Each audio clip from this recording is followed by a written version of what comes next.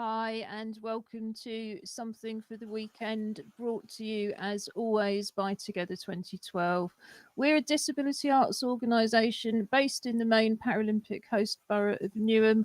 I'm Ju Gosling, also known as Ju90. I'm an artist and the artistic director, and with me in my Canning Town studio, where she's been since A March while, yeah. A since while March now. 2020, is our chair, the artist and activist, Julie Newman. We're going to come back to East London for some more introductions, some audio description, and also to tell you what we're dressing up to go out to stay in to do this week. But first, to the other end of our virtual wheeled sofa, all the way to the West Midlands. Let's have some introductions, some audio description, and do tell us what you're dressed up to go out to stay in to do today. Well, hello, I'm Tracy Surgeoner, and yes, I'm in our Sutton Coldfield studio with our red velvet curtains behind us. And today I am dressed in a silver and black space helmet with a silver high necked, long sleeved jacket, Spacesuit. which makes my very trendy spacesuit. And today I am flying off to the moon to have tea with William Shatner. Oh, Mm. and who is William Shatner for anybody who doesn't? He I should have explained. He is the original captain of the Starship Enterprise from Star Trek. And did I see in the papers this week he's actually planning to go into space? Yes, he is. Yes, so I'm hoping I can tag along. He's always had an eye for the ladies, so hopefully. Could we have a little bit more audio description of Tracy from Robin? I think it's. Yes. So as ever, she's upstaged me, although you haven't got to me yet. But she's wearing a glorious space helmet, with a see-through visor. Thankfully, the atmosphere in here is breathable, so she hasn't had to have her mouthpiece on.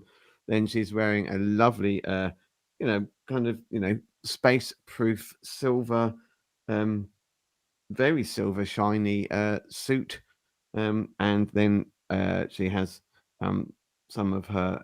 I mean, because she's alien. I mean, it's not a human space person. That's why she's meat. It's a That's very why she. looking helmet, isn't it? Every time you move, Tracy, to show us the light changes, which is rather fabulous as well. You are your own light source. You're reflecting. And she has alien devices on her fingers and wrists. Is all I can say. Which look extraordinarily like silver pipe cleaners to me, but who's counting? So thank you for that, Robin. Who are you? What do you look like? And what are you dressed up to go? Okay, so I am Robin Surgeoner, business director, as you can tell, of Together 2012. I have got silvery white hair, blue eyes behind black framed glasses. I am a white person. And what am I dressed up? So I am wearing a very bright red, long sleeved jacket with a dark blue neck and cuff and red shorts. You can see. And I have what they would call a life ring on my on the breast of the shirt. That is because I am going to a Baywatch party this weekend. I even have appropriate medallion. Which looks extraordinarily like a medal that we hope to put on the teddy bear later in the show. The Clockwork Paralympics, as always, are coming up in the second half of the show, along with our recommendations for activities and events you can enjoy from home in our piece the week ahead. And who are we interviewing in our finally piece, Robin, later in the show? Today we're going to meet a writer called Risha Armstead. And Risha's got a chapter out in a new book, so we'll be telling you about that as well. But first, back to East London. Julie, who are you? What do you look like? What are you dressed up to stay out to go in to do? Hi. Today, I'm Julie Newman. I'm the chair of Together 2012, and today I'm dressed up as proud to be gay, but particularly in relation to National Hate Crime Awareness Week. This is a regular event. It's a yearly event. It's been held since 2009. And here's the cat who wants to play. So I have my baseball cap on with my pride flag. I have a tabby sitting in front of the regard logo on my. Every lesbian needs at least one cat. At least one tabby for sure. It's the purple triangle with the outline of the picture of a wheelchair in rainbow colours, and with regard in white down one side. The overall T-shirt itself is a white T-shirt, a white background. And I have, oh dear, the cat's just messed up my iPad. I'm about to order cat food from Tesco. A bit unfortunate, really. I've got dark rimmed glasses. I have gold and silver hair. And I can come back and talk more about the National Hate Crime Awareness next, later in the session if you wish. Yeah, that would be great, Julie. We'll also be looking at events for Black History Month, and I am dressed up to go out to stay in for World Mental Health Day, which is on Sunday. So I'm a white woman with pale olive skin. I've got self-styled, hennaed, corona cropped hair, hidden thankfully under a grey trilby. I've got black wrist braces, black plastic glasses, silver coloured jewellery, and I'm wearing a purple t-shirt that says Mad Love. And one of the reasons I chose that was because I think mental health starts with looking after yourself. So on Sunday, I'm going to be trying to really sort of chill out and think about well-being and, just think about relaxing and doing other things that are good for our mental health and well-being. And we've also got some related events that again are coming up in our recommendations for the week ahead. So Julie, we will start, as we do traditionally, with poems from this week's Pop-Up Poetry Club. The Pop-Up Poetry Club runs every Wednesday morning from 10:30 to 12 by telephone. We phone you and we pay for the calls. Do you want to tell us a bit more about it? I'm not quite sure what to say. I mean, it does Well, run. tell us what happens in that hour and a half. Okay, for when Alison Marchant, who's the program leader, calls us at about 10:20, we stay on the line, and then it's like a conference call, an old-fashioned conference call for those of us who are around then, pre-Zoom. I don't want to presume anything really, but but we all hang on until 10:30 when the session starts properly. Alison kicks us off with a theme that she has chosen for the week, and this week's theme was recycling.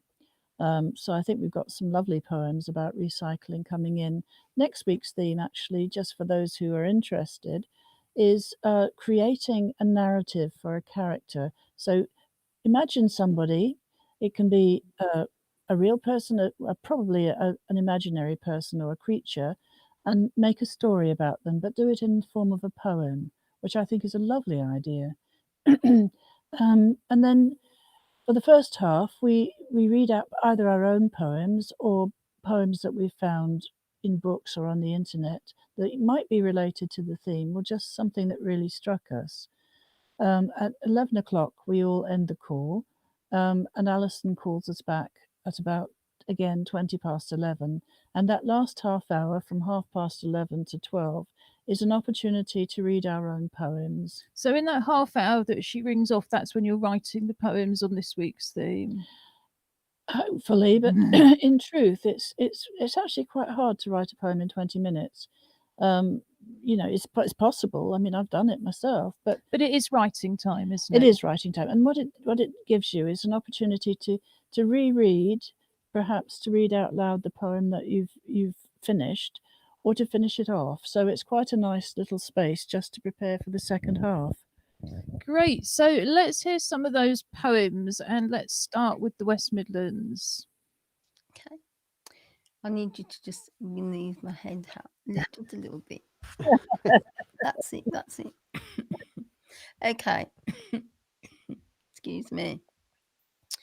So I've got a poem by Dawn Barber called Recycle. Sorry. Should we? I think for safety's Thank sake, you. safety's sake, we'll just remove the helmet. See, I've been watching Metal Masters, which is one of the programs Tracy recommended recently. And she really reminds me in that hat of these Metal Masters where they have these strange helmets and their heads up to get the They vibe do. at the back. Yeah. Can we go over to you, Yes, Robin, for this first? I'll go first. So I've got a poem from Dwayne Bryan. This is just called Recycling. Bottle and cans and plastic plates go to waste even after you've eaten. Once used and been thrown away, will be recycled for another day. You didn't know you would be saving the environment, so don't complain or be silent. We are saving the planet and people's time, so please be good and keep that in mind. We recycle waste to save money and time, so please be grateful and recycle all the time. Thank you for that, Dwayne, and thank you for reading that, Robin. This is Crystal Peasy, also just called Recycling. And Crystal says, you can recycle plastic containers and plastic bottles. You can recycle storage boxes with lids. You can recycle takeaway containers. You can recycle paper, including newspapers and magazines. You can also recycle glass bottles and jars. You can recycle junk mail. You can recycle juice and milk containers. You can recycle different home goods like chairs, tables, beds, and computers. You can also recycle bowls and cups. You can recycle cards like Christmas, Halloween, birthday, and Easter cards. You can recycle candles and clothes and lots of materials. And we can look after our environment. I'm the queen of recycling. And I think if you're recycling all of those things every week, Crystal, I agree, you are the queen of recycling. Thank you very much. I think back over to Tracy now. Yes, sorry about that. Right. I've got one by Dawn Barber entitled Recycle.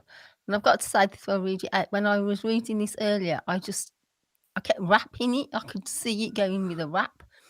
So here we go. Come on, let's all recycle and do our bit. Let's treat our world with respect. Rubbish takes over, but we must not let it. Got to keep our world tidy and clean. Let's put all our rubbish in the right places so we can have more smiley faces. The arrow is pointing to the bin. Thank you, Dawn, and thank you, Tracy. I love that end. But absolutely, the arrow is pointing to the bin. Julie, what have you got for us? Mine, unsurprisingly, is called Recycling. The government decided recycling is mandatory. Traffic needs reducing. The cars of the poor now sent to be made into cars for the rich by giant jaws, unmindful of the last dying screams of metal that emerge from the crusher. Giant containers of dead metal travel relentlessly across the seas in giant ships to lands that are metal hungry. They plough through small islands of plastic, invisible to radar, visible to the naked eyes of the sea creatures held captive. Dead metal, so precious to the makers, is brought back to life in furnaces, melting down the solid forms into a molten base, reminiscent of great lava lakes spewed out of volcanoes, now actively scourging life as they flow. And the hunger for all things new outweighs the hunger of the many who hold dear the little they have. Unmindful of age or beauty, their precious belongings amount to what is essential to their lives. Recycling, now the driving force of nations that waste too much in their pursuit of luxury, is not an end in itself. Innovation continues to feed the hunger for the new, the better, the best.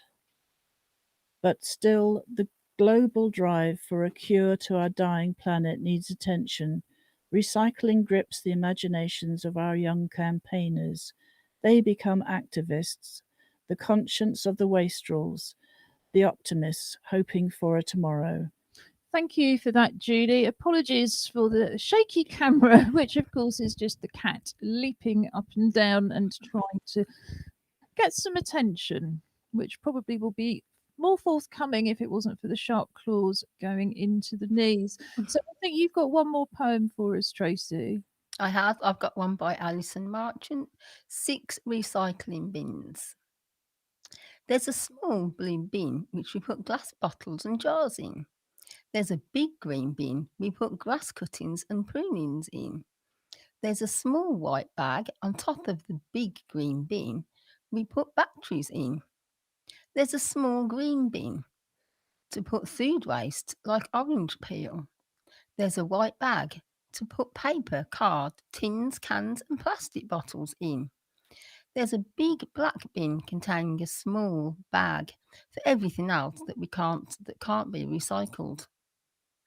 Most gets recycled. Wow.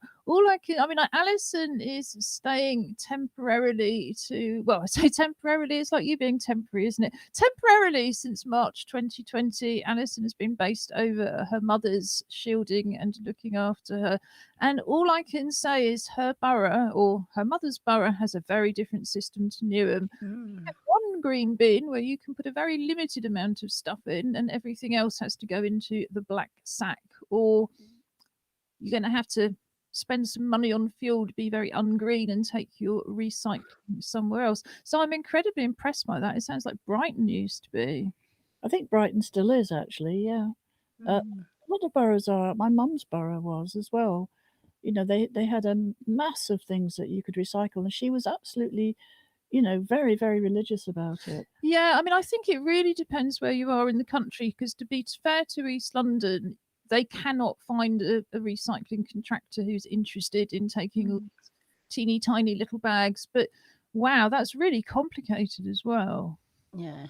So, yes, that's very thought provoking, Alison. And of course, we'll be looking more at environmental themes as we come up to COP26 in Scotland later in the month, the big global environmental gathering. But we always, as people will know, embed recycling in everything we do. And we'll come on in a minute and look at what people are doing with recycled materials in the art club's Make and Natter group. But first, let's have a look at the work from last Friday's art club. I'd like to just take this opportunity to tell you a little bit more about the Together Clubs for anybody who's new. They're completely free, they're open to any disabled person and anybody you want to have with you. And they're inclusive of all abilities. So it doesn't matter if you're a beginner, everybody's got something to teach, everybody's got something to learn. Most of our clubs currently take place for an hour on Zoom. They used to be 2 hours, but we do find that online an hour is long enough. And though, of course, on a Wednesday, as Julie said, we have a phone based pop up poetry group. So on a Tuesday from 11 to 12, the Make and Natter session takes place, and it pretty much does what it says on the tin. People come along, make things, and natter about them as they go, and either bring things that they're working on anyway, or take part in an activity led by Alison Marchant, who's an artist and our club's programme leader. So traditionally, we put up the still life picture from the Friday Art Club, which is still life, for Robin to audio describe without having seen it first. And the Still Life Club is much less nattery and more mindful. Alison creates an image and photographs it, shares it by Zoom, but can also share it by WhatsApp, email, text, whatever's easiest for you. And then if you'd like to share the pictures with the live stream and the audience, that's very welcome, but it's certainly not compulsory. And we'll be putting that picture up as usual on our highlights and links page later in the day that we're filming. So from about 4 o'clock on a Thursday, all of the details will be up on the highlights and links page, including how to join in with the clubs. So here's the still life from last Friday, Robin. Well, this is a new handbag. We do know that Alison Marchant has an infinite supply of handbags, And this is a really nice picture. Very, in itself, it's very calming. So there's a sort of um, a light burnt orange handbag. If it's a triangle really. So the handle makes the top of the triangle, and about 2/3 up is a sort of dulled silver metal bar that runs across the top with the clasp on it. And then spreading out, filling the rest of the triangle as there's this kind of burnt orangey material, then with some leaf prints in darker orangey red and a darker brown, that are sort of in it rather than on it. So it's kind of got a, almost a like a submersive feel, that the colors are in it. And then in front of that is, I would, if anybody knows that what an orchid is, this looks like it could be a bronze orchid, to the slightly to the front and right of the handbag, but actually it's a very calming shot. It is. I think that's probably a silk orchid that somebody would pin on themselves. And one of the things I really love about it is it really echoes the shape of the biggest flower shape on the actual fabric. So I'm going to just take that down and have a look at some of people's, I say, efforts. Beautiful pictures.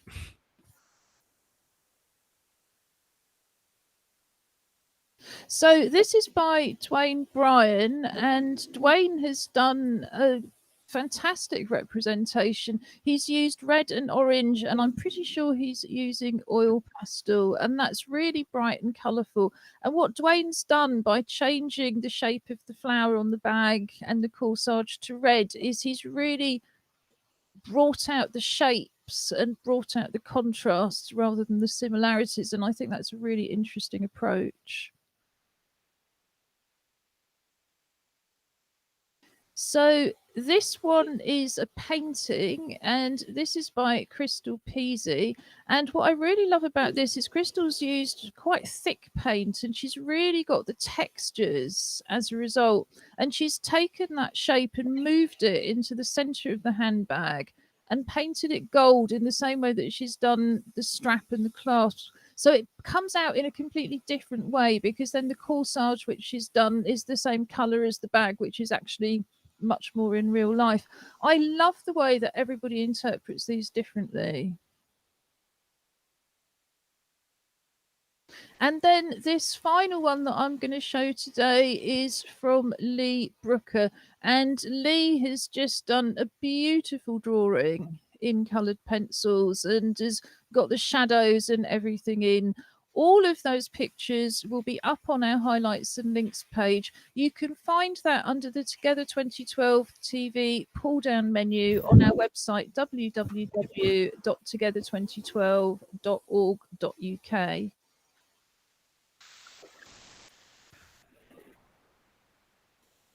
So now we will move on and have a look at a few of the things people are doing in the Make and Natter group. The activities that Alison leads in the Make and Natter group are always based on anything that you have at home that can be recycled. And actually, that's really what most people are doing anyway, is doing recycled crafts. So this is from Crystal Peasy, who's continuing to make pom-poms with odd scraps of wool. Now, lots of people use plastic pom-pom makers, but Crystal is using the old-fashioned method where you just draw around something like a cup, a jam jar, cut out a cardboard circle, well, 2 cardboard circles that you put together, and then you just wrap the wool around them till the hole in the center disappears, at which point you very carefully cut round the outside of the circle between the 2 pieces of card, put a piece of wool around the whole thing very tightly, and bingo, you have another pom-pom. So this is in colours of browns, greens, whites, oranges, blues. It's obviously going to be very colourful indeed. And this is Duncan Bridgestock, who's making collages out of recycled card. This is a lovely one, actually. It's got a black background and it's got some... It's got... Robin, do you want to just audio describe this? Yep. So Duncan is holding up a piece of, as Ju said, probably a A4-ish kind of size of black card, and then in a very stark white, he's cut out shapes that kind of look like boats, almost like the bottom of it, like the sampan or the bottom of a sailing boat. Um, but not used them in that way. Just spaced them to kind of create. I mean, it could be birds flying, it could be swords crossing. I mean, it's really effective and definitely leads the mind to kind of try to create its own perspective on what it's seeing. And I'm delighted to say that we're going to be doing an entire digital exhibition of Duncan's collages as part of our forthcoming Together 2021 Disability History Month Festival, which starts in the middle of November. And indeed, next week we will be launching the programme, so watch out for that. So this is by Ellen Goody, and Ellen is working on, as people who are regulars will remember, Ellen's come up with a really interesting way of working. She's drawing around a different sort of kitchen utensil each week.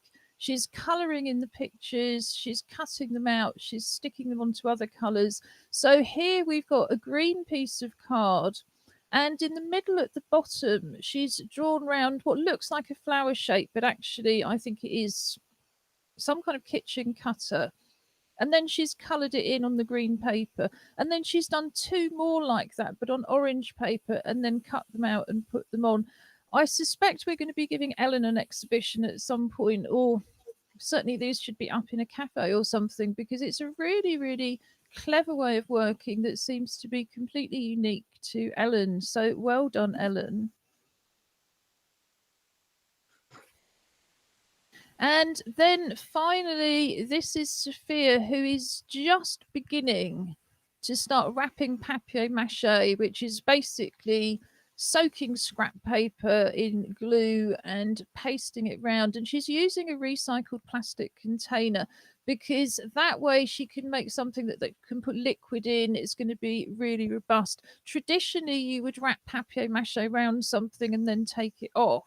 But actually, when we have all these containers that would otherwise just go into the rubbish and sit in landfill, why not use them to make something from papier-mâché that's also very, very strong and waterproof inside? So I think that's been one of Alison Marchant's new ideas to develop papier-mâché. So congratulations to both of you. And now we are going to move on, as always, and get Tracy to take us through an activity that's just for our online participants. Although I understand quite often they do then pick it up again in the Tuesday Make and Natter group. So what are you going to show us how to make this week, Tracy? Well, I was having a go with paper. There's quite up. So this is my finished version. Great. I've made a picture frame, something quite simple to start with, and it's literally made from paper rolled into straw shapes.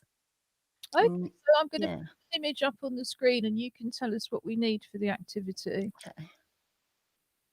So yes, you just need some, any paper. I've used one of the free papers that come through the door for this, but a magazine would work just as well.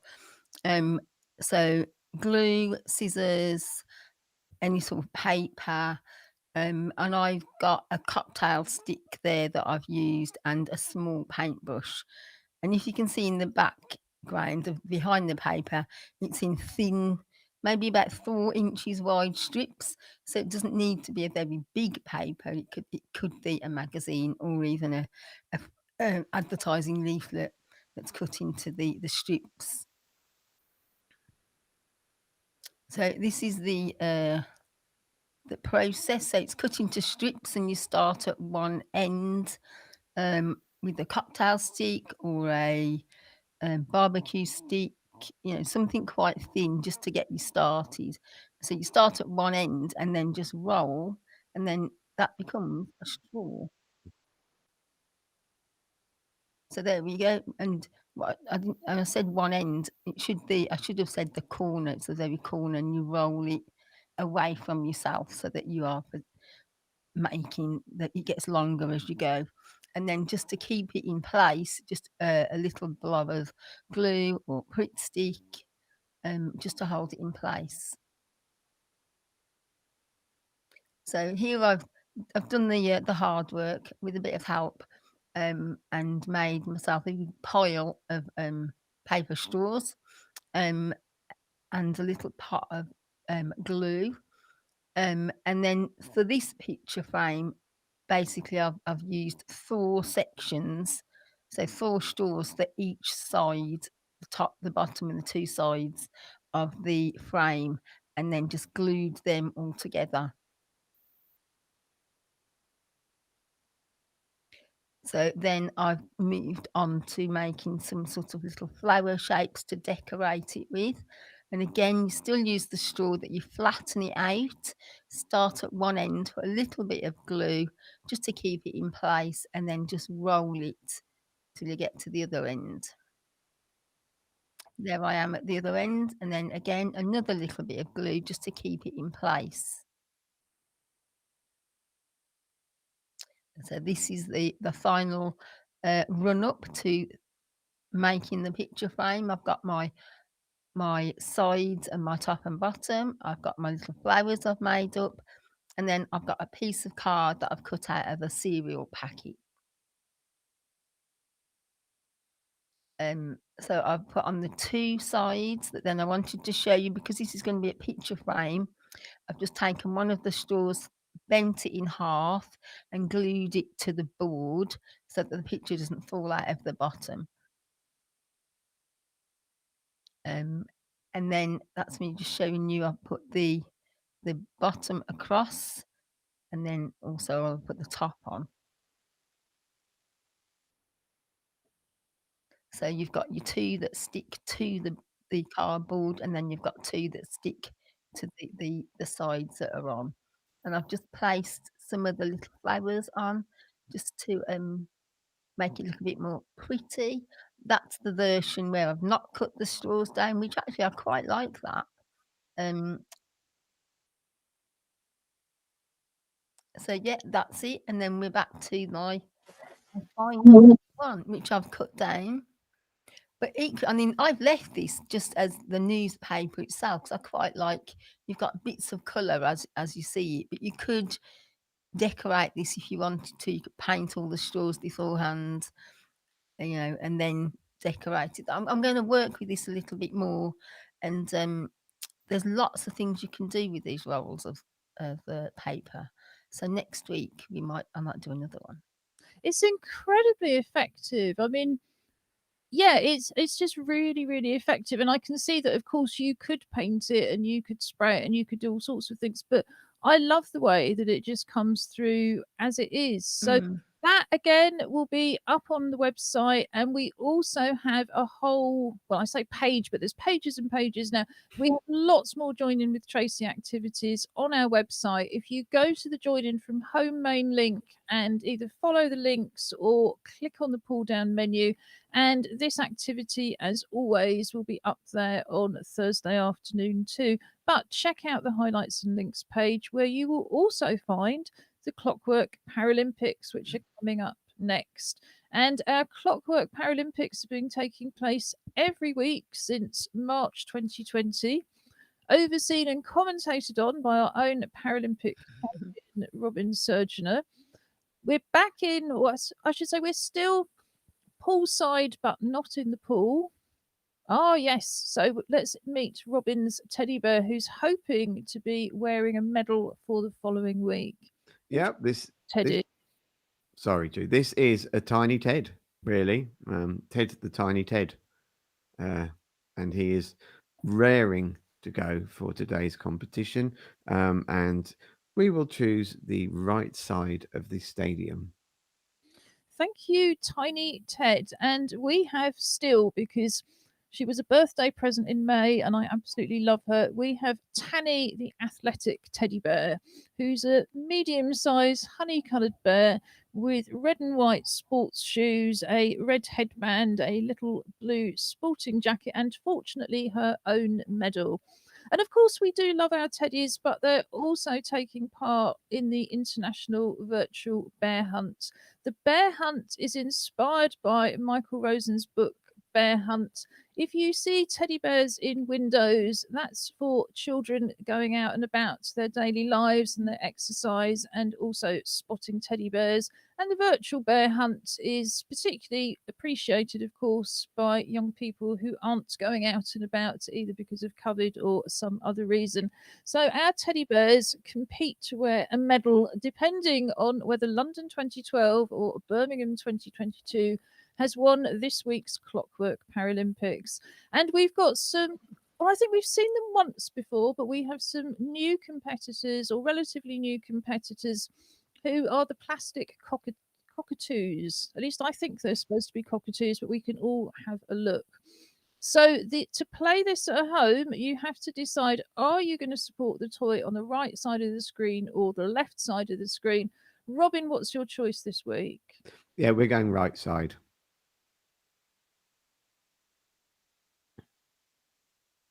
So here we are in our stadium. I think, yes, that could be described as a cockatoo. We've gone green on the right hand side. Again, we're on our super smooth running surface, ready for a sprint. Well, they're off to an amazing start. The yellow one started so fantastically well, but seems to have lost its way a little bit. The green Birmingham side, remembering we are representing the Commonwealth Games, as opposed to London 2012, Birmingham would appear to be forced to celebrate a stunning victory. Fortunately, we're not quite as competitive as they are in. That's not true. They just hide it. May I just say that was kind of spooky when the little creature came galloping right up to the camera. And here we go. And here is Tiny Ted wearing a medal which is as big as he is. He is. And what medal is he wearing this week? This one is for the it's from the West Midlands Disability Championships, and it is a gold medal for, I believe, the 50 breaststroke. That's 50 meters breaststroke. Can't say thank you, because we are a bit more ignorant down in East London. So now we're going to move on and look at the week ahead and see what's happening online and offline, usually, although not always, for free, and things that we can join in from home. Julie, you were talking about Hate Crime Awareness Week. Do you want to start with that? Yes, thank you, Ju. National Hate Crime Awareness Week, I don't know if I said, has been around since 2009, so it's relatively new in the scheme of things. It's a campaign which is run by an organisation called National Hate Crime Awareness Week, actually, but they run the campaign throughout the year.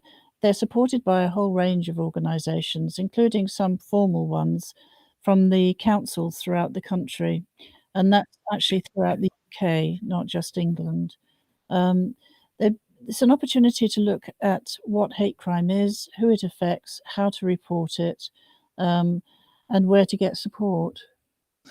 Great, thanks for that, Julie. So, what recommendations have we got from the West Midlands?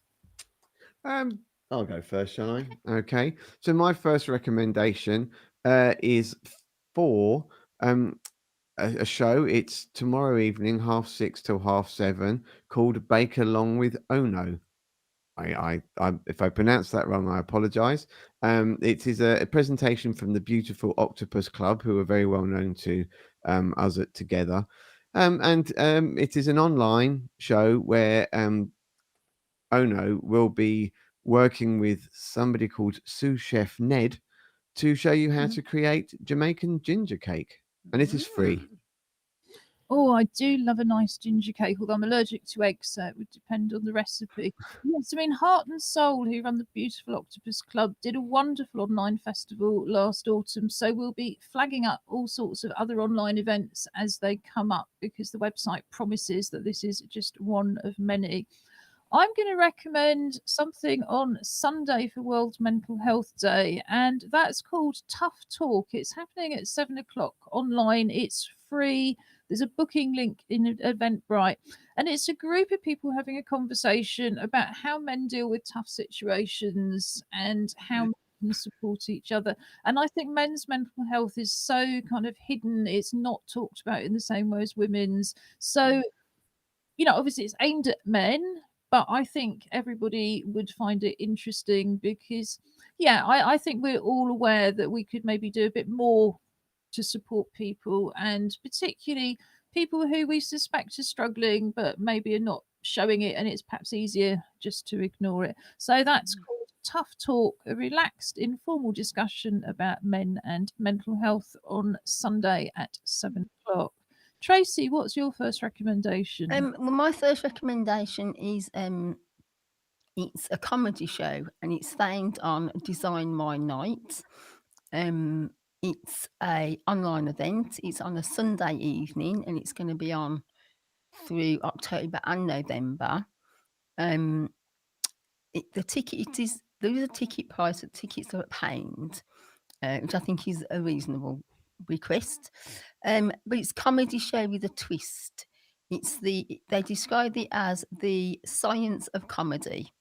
I have seen one, and it was interesting and a bit funny. So I will give it another go. And it's basically a discussion comedy show around issues and popular issues at the moment, things that we're all talking about at the moment. So do you know what they're talking about next week? Sorry, Ju. What's this week's show? They don't give you a title for each week, but it's things like they talk about fear, they talk about the class system. A comedy show usually just to make you laugh. They're making you laugh. That they're talking about issues that we're all, popular issues that are around today, not just jokes. So it's quite fun. I always find your recommendations worth watching, so I'm going to have to bear that one in mind. Julie, what do you have for us next? The museum. Sorry, let me say that again. The Museum of Docklands has a whole page devoted on the website to Black History Month, and there's some lovely, lovely videos of people talking about objects. They've got 4 objects identified within those videos, and they're really, really interesting, but they're also insightful.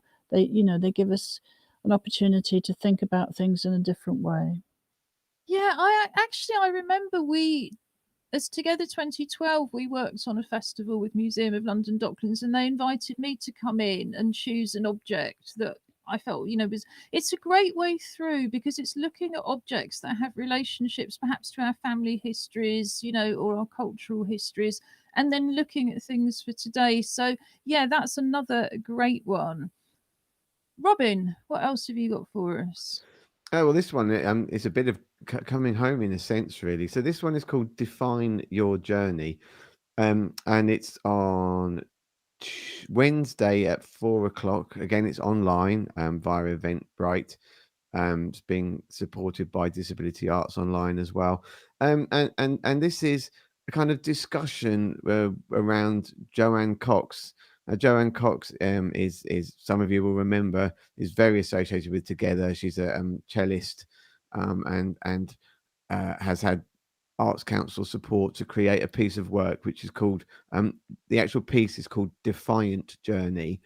And this is using extracts from that live show, or what would have been live show when it was originally thought of prior to COVID, and then discussion led by Colin Hambrook from Disability Arts Online. And I just think it's really interesting, because it's going to use work with how Joanne came up with her themes and kind of put the ideas together. Yeah, and I think for anybody who's part of our club's programme, Joanne ran 2 workshops over our Summer Together programme in August and September, which was exploring these ideas and actually sort of looking at how it was best to present them and how best to communicate about them. So if you took part in Joanne's workshops, you'll find this particularly interesting. And we've just been really pleased to be a partner in that journey. So the next thing I'm going to recommend is next Wednesday, the 13th of October from 7 to 9 p.m. There's a free online screening of a German film with English subtitles called The Hidden Life of Trees. And really, I'm not recommending this for the language or the content, but just the visuals, which are supposed to be stunning. I was at the Survivors Poetry Cafe online last Thursday, and a whole conversation grew up, and people started reading poems about trees and how great being with trees are for your mental health. And I said, I don't think I've really seen a tree for more than 18 months, apart from the sort of stubby little saplings that you have in the street. So I thought, well, this was a lovely way of having those mental health benefits of seeing some of the most beautiful trees in the world. And it's a film by Jörg Adolf, but it's starring Peter Wolleben. Sorry if I pronounced that wrong. And he's the author of was published in 2015 called The Hidden Life of Trees. So really the whole thing I think is going to be absolutely fascinating. And that's 7 to 9 p.m. online next Wednesday. Who else has got something they'd like to recommend? I've got another one, and it is a therapeutic. It's described as a therapeutic arts workshop. That's on Eventbrite. It's on the 9th of October at 4:00. It's a free event, and it's described as a workshop to balance your body, mind, and soul through art. So that could be quite interesting. It does sound like it. I think we've possibly got room for one, maybe two more, but I'm going to jump in with another Black History Month event. And it's a talk on Wednesday the 13th from 1 to 2. So a great way to spend your lunchtime. It's online, it's free. And the authors of a new book on Black musical theatre in the UK in the first half of the 20th century will be discussing that with particular reference to the artists who toured to Bristol, including on a number of occasions Paul Robeson. But it looks at, those same performers were touring around London. The whole book looks absolutely fascinating. It is very much a hidden history. People aren't aware of just how many Black musical performers there were in the first half of the 20th century in the UK. So I think it's a great event. 1 to 2 p.m. Wednesday, the 13th of October. Did you have another very quick one, Julie? Yes, Tunbridge Wells is running a puppetry week, which I think is wonderful. On Sunday, you can book. There's not a specific time, but you can book through their website to see a short film called Red Rover, which, linking into Tracy and her intergalactic travels, is an animation about a response localized to Mars to the mechanical invasion from Earth. Wonderful. So all of the details of that and the booking links will be up on our highlights and links page. Go to our website, www.together2012.org.uk, and either click on the pull down menu for Together 2012 TV or just follow the link from the main page where indeed you may be watching this show. So I think that's all we've got time for today, because as always, Robin is going to introduce us to another fabulous disabled artist or disabled writer, I think in this case, who's going to tell us more about what they're doing at the moment. So it's goodbye from East London. Okay, well, over to me. Today we are going to be listening to and watching an interview with Risha Armstead. Risha lives in the East Midlands. She'll tell you that, in fact, within the interview. And she is a poet and a writer, but very much kind of coming out publicly as such now, moving into the realm of being a published author rather than at home. And it's really interesting stuff. So viewers, today I am talking with Risha Armstead. Risha is a disabled woman who lives in the East Midlands and has got a fascinating life story. So Risha, over to you really. Tell us a bit about yourself. I live in the with my husband I got to grown up workers, and I've done a lot of work around disability, and I think in working for disabled people network. I did a lot of work to support parents with disabilities, but I'm the chair of government at my local primary school. And I've done quite a lot of work around schools and on my own project called Not That Different, where I help keep children with disability awareness. That kind of got shut down because of COVID, but I still do a lot of work at my own school around that. And I'm a writer for the last couple of years I've started writing, and I'm a mom, and I also run my own team of support assistants to help me in work every day. So that's quite a big compliment. I do. I mean, I think that people often don't realise that when you need personal assistance in all aspects of life, you are an employer, you're a trainer, you're a manager, you're an administrative assistant, you're your own boss, you're a director. But actually, I think what we want to focus on right now is you as an artist, you as a writer. So how have you got started in writing? Well, I've always loved writing ever since I was a child. My older sister is non-disabled, who grew up more physical activity than I could, and I can remember her being out playing with her friends and me stuck in the house bored. I'm bored, guys, what should I do?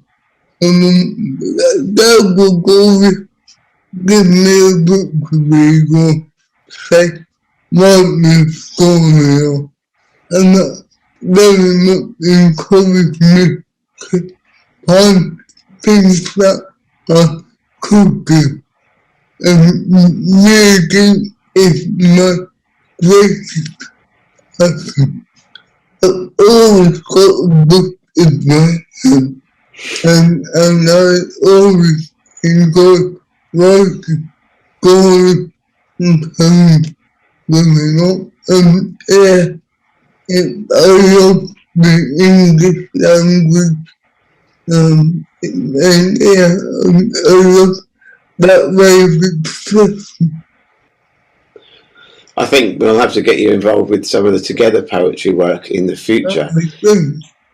You've recently been involved in a particular book where you've contributed a section called Stories of Truth and Triumph. Can you tell us a bit about the book and kind of your involvement and what you put into it? Okay, so the lady that had the idea and made it all happen is called Risha King, and I know her from a group that I'm on Facebook. I've met her before, and her whole philosophy is to help people to get out there and be able to focus on their dreams and their aspirations, and to help people get to life trauma, and it's a big one for her. So the book, all of the questions from is a collection of stories written by a whole range of authors. There are a few key books, and I'm in book 2. And I was asked to contribute a chapter. The focus of the book is about the choices that you've made to help you work through maybe a difficult situation or a life trauma event that might have happened to you, and how you come out the other side. So within the story, or within your contribution to the book, was there a particular focus of your life that you paid attention to? I don't want to give it all away because I love people buy the book and read it, and because one thing that I want to mention is that all the profits of the book are going to a charity called Megan Space that support young people with mental health. And that was all about a young girl that unfortunately could get died, and it was the parents that set up the charity to help other young people in their family to get through mental health issues.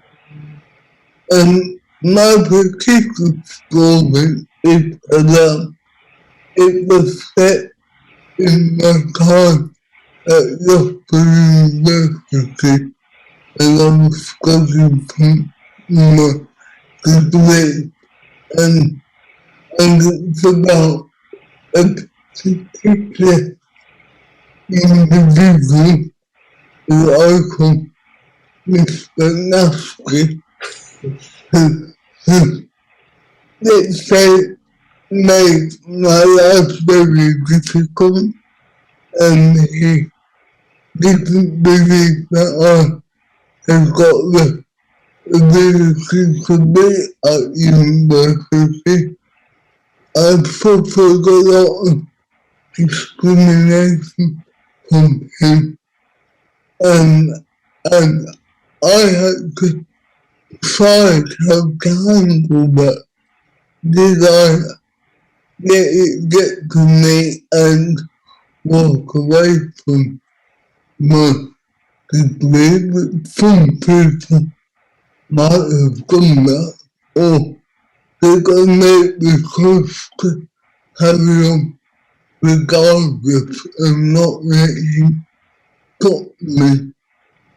And it was also a very difficult time in my life where I suffered a huge personal loss, and so it wasn't easy.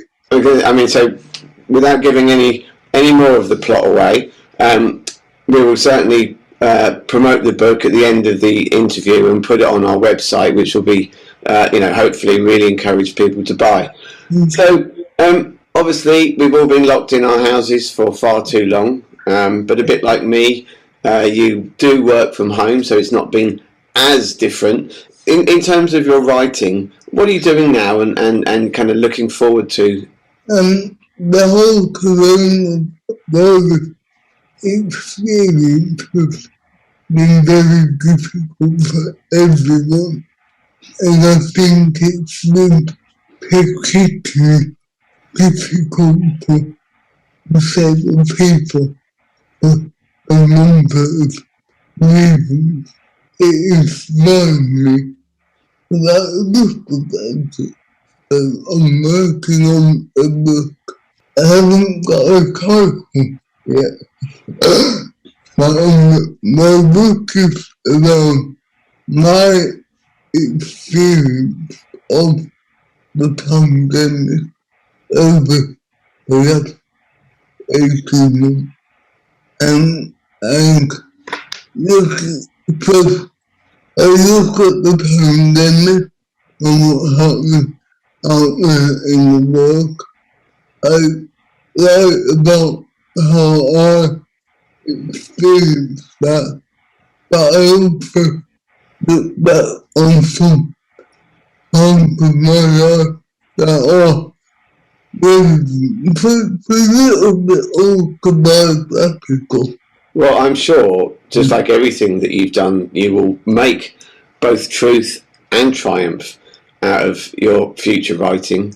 I wish you luck in finishing it, and I'd just like to say thank you so much for giving us your time this afternoon, Risha. Thank you very much for having me.